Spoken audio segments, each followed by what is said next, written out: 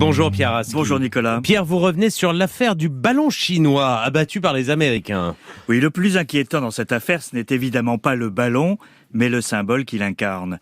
Ce ballon chinois repéré au-dessus du territoire des États-Unis et abattu samedi par un jet américain sur l'Atlantique n'était pas en soi une menace. Il ne pèse pas lourd par rapport aux arsenaux que détiennent les deux pays.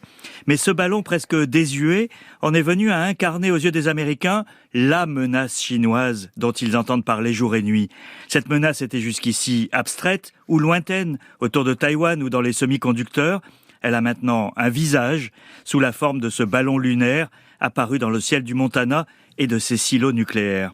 Le principal effet de cette apparition symbolique, c'est d'avoir fait monter d'un cran la fièvre anti-chinoise dans la classe politique américaine, toutes tendances confondues.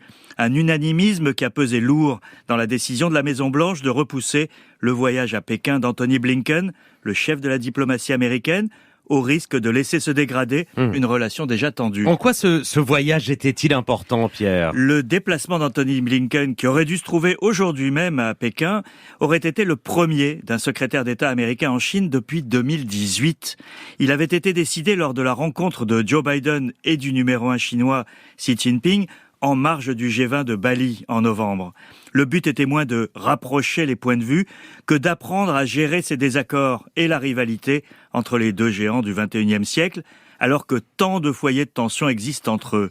C'est dire que ce déplacement était attendu à l'heure de la guerre bien réelle en Ukraine et de celle qui menace potentiellement à Taïwan ou en mer de Chine méridionale.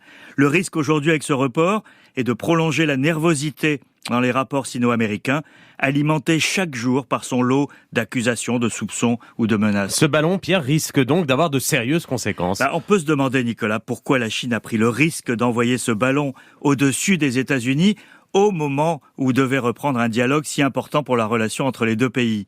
Si c'était un ballon météo égaré, comme le dit Pékin, il faut croire que la confiance est tellement faible que Washington n'en a pas cru un mot.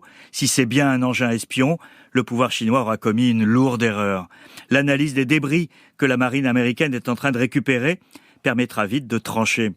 La raison et l'intérêt général devraient pousser à la reprise de ce dialogue dans quelques temps.